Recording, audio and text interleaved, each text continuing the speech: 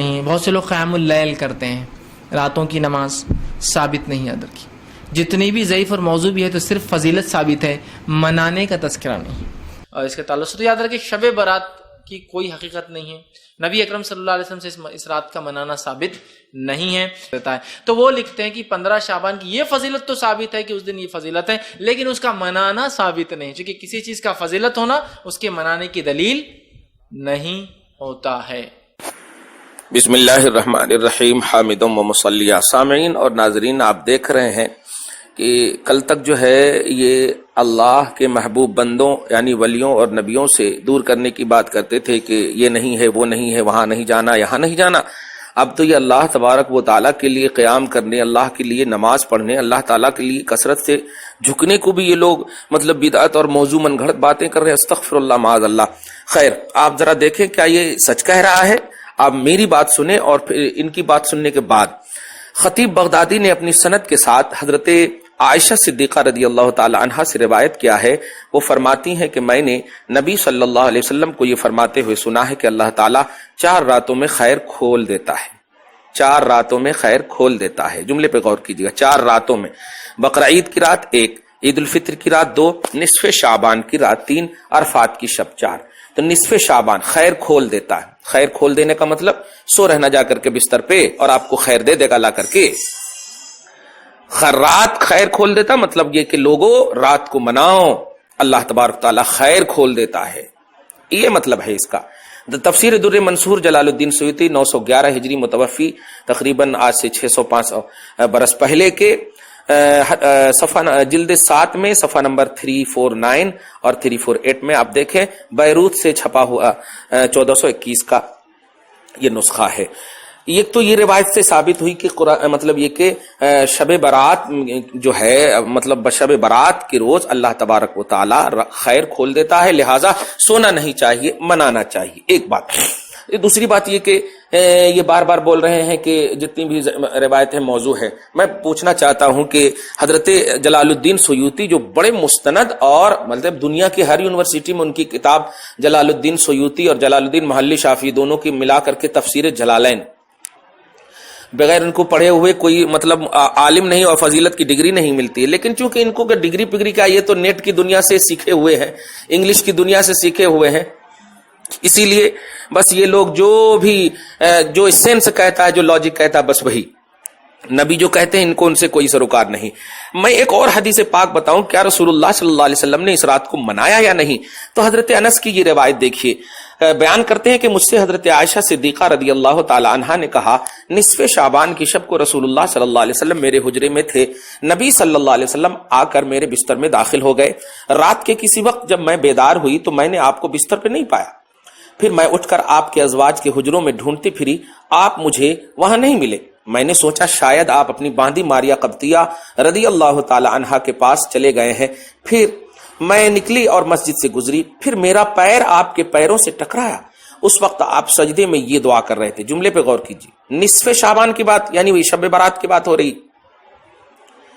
کیا آپ سجدے میں یہ دعا کر رہے تھے, بستر پہ سوئے ہوئے نہیں تھے, لوگوں کو یہ نہیں بول رہے تھے نہیں منانا نہیں منانا, دعا کر رہے تھے. نبی کا عمل ہے. سورہ احزاب آیت نمبر 21 میں آپ دیکھیں, پارہ نمبر 21 21 میں لقد کان لکم فی رسول اللہ اسوۃ حسنہ, رسول اللہ کی زندگی تمہارے لیے نمونے عمل ہے.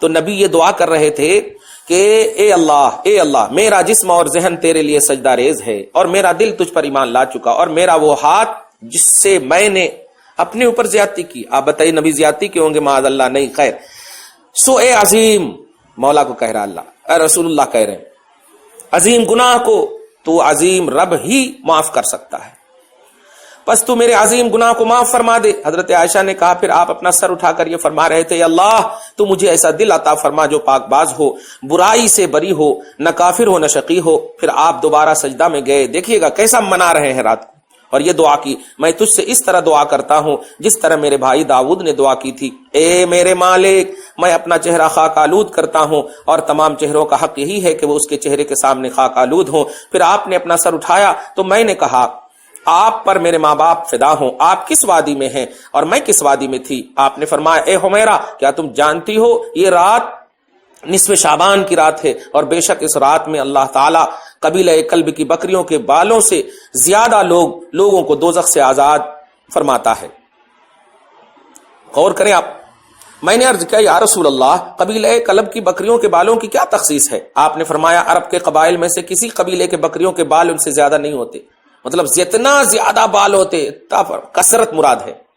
پھر آپ نے فرمایا 6 آدمیوں کی اس رات میں بخشش نہیں ہوتی، عادتاً یعنی ہمیشہ کنٹینیو شراب پینے والا، ماں باپ سے قطع تعلق کرنے والا، زنا پر اصرار کرنے والا، رشتہ داروں سے تعلق توڑنے والا، تصویر بنانے والا، چغل خور۔ میں اس کو بھی داخل کر دیتا ہوں اس میں، کیونکہ یہ چغلی بھی کر رہا ہے اور ساری مصطفیٰ کی بولی کو مطلب یہ کہ موضوع من گھڑت کہہ رہا، معاذ اللہ۔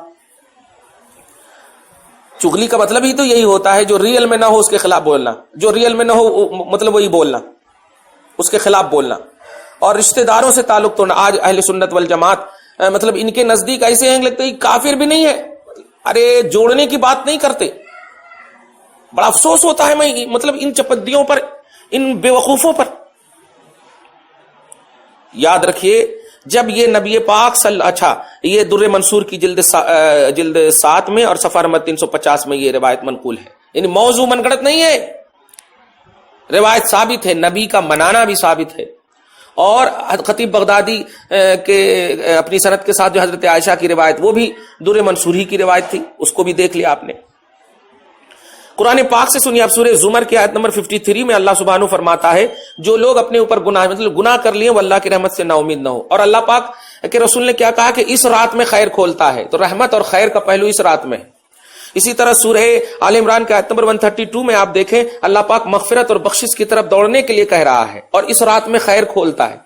اسی طرح آپ دیکھیے سورہ رات کی آیت نمبر 6 میں اللہ تبارک و تعالی ظالموں یعنی ظلم کے باوجود بخشش کا وعدہ فرماتا، اور یہ رات اس کی عظیم خصوصیت تفسیر کر رہی ہے۔ میں بس یہی کہنے جا رہا ہوں کہ بندے اگر تمہیں اللہ کے وہ منانے کی رات آ جائے تو ان مطلب رات آ جائے جن میں رسول اللہ صلی اللہ علیہ وسلم نے خیر کی بشارت دی ہو کہ اللہ تعالیٰ خیر کھول دیتا ہے، تو عید الفطر آ جائے تو اس رات میں بھی مطلب بے توجہ نہ ہونا، نصف شعبان آئے بے توجہ نہ ہونا، اور بقرعید آئے بے توجہ نہ ہونا، عرفات کی رات آئے بے توجہ نہ ہونا، تو یہی بے توجہ نہ ہونا ہی منانا ہے۔ ایک بات اور ایک سب سے امپورٹنٹ بات جو کہہ رہا ہوں وہ یہ ہے کہ اہل سنت والجماعت کا بیس علماء ہے، علماء ہے۔ عوام کیا کر رہی ہے؟ عوام کٹوں پر بیٹھ کر کے رات بھر خالی جگ رہی ہے، تو وہ منانا نہیں ہے۔ اور فرائض اور واجبات چھوڑ کر کے کوئی نفل کی پابندی کر رہے ہیں تو وہ اس کو بھی نہیں بیس بنا سکتے آپ۔ جن کے فرائض اور واجبات چھٹے ہیں وہ قضا کریں ان کی، یہ ہے شریعت کا حکم، یہ ہے علماء اہل سنت کا حکم، یہ ہے بیس آف اہل سنت۔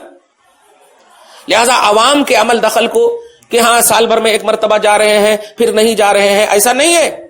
قبرستان جاتے ہیں، فاتحہ کرتے، نئے کپڑے، ان کو ولیمے میں نئے کپڑے بدعت نظر نہیں آتے۔ 40,000 کی ایک دن کی شیروانی یہ پہنیں گے، دوسرے دن جو ہے نہیں پہنیں گے، یہ فضول خرچی نظر نہیں آتی۔ اللہ کی رضا کے لیے، اللہ کے گنہگار بندے اللہ کی رضا کو تلاشنے کے لیے نیک اچھے کپڑے اچھے کھانے پہن کر کے اللہ کی نعمتوں کے اظہار کے ساتھ آ رہے ہیں کہ اللہ تبارک و تعالی معاف کر دے، تو ان کو بدعت اور موضوع من گھڑت نظر آ رہی۔ بس امت کو بس اور مخلوق کو بس یہی کہنا چاہتا ہوں کہ ان کے دام فریب سے دور رہو، ان کے دھوکے سے دور رہو۔ یہ کل تک تمہیں ولیوں اور نبیوں سے دور کرنے کی بات کر رہے تھے، اب تو اللہ تبارک و تعالیٰ ڈائریکٹ بھی فرما رہا ہے کہ آؤ خیر کھول دیا ہوں، آؤ مجھ سے طلب کرو، آؤ میری بارگاہ میں آؤ۔ اچھا قیام اللیل کے بارے میں بھی مطلب یہ کہ حضرت علی کی ایک روایت سن لیجئے۔ حضرت علی فرماتے ہیں کہ رسول اللہ نے فرمایا جب نصف شعبان ہو تو مطلب رات میں قیام کرو اور دن میں روزے رکھو۔ سبحان اللہ، غور کریں، اس رات میں غروب شمس سے آسمان دنیا کی طرف اللہ تعالیٰ نزول فرماتا اپنی شان کے مطابق۔ فرماتا ہے کوئی بخشش طلب کرنے والا ہے تو میں اس کو بخش دوں، یعنی یہ نہیں کہا کہ جاؤ سو رہو جا کر کے، بلکہ کہا مناؤ اس رات کو، یعنی مجھے مناؤ۔ اس رات کو منانے کا مطلب مجھے مناؤ، بخشش طلب کرو میں بخشش کروں گا، رزق طلب کرو میں تجھے رزق دوں گا، مصیبت ہے تو مصیبت کو دور کرنے کے لیے مجھ سے مانگو، عافیت دوں گا۔ سنن ابن ماجہ سے آئی ستہ کی عظیم کتاب ہے، اس میں یہ حدیث ہے، حدیث نمبر 1388۔ شعب الایمان میں امام بیہقی نے حدیث نمبر 3836 یہ ضعیف کی بول بتا کر کے کیا ان لوگوں کو مطلب سیاہ ستہ کے امام کو نظر نہیں آئے کہ یہ ضعیف ہے، اپنی کتابوں کو ایک دم من گھڑت روایتوں سے پیش کر دیے، اور ان کو یہ 1400 برس کے بعد کہ چپیدی اور کوٹ والے اور مطلب یہ کہ اب تک تو لال دوپٹے والے کا رد کرتے کرتے تھک گئے، اب یہ کوٹ والے، کوٹ پینٹ والے جن کو کچھ حیثیت نہیں معلوم، کچھ بیک گراؤنڈ نہیں معلوم.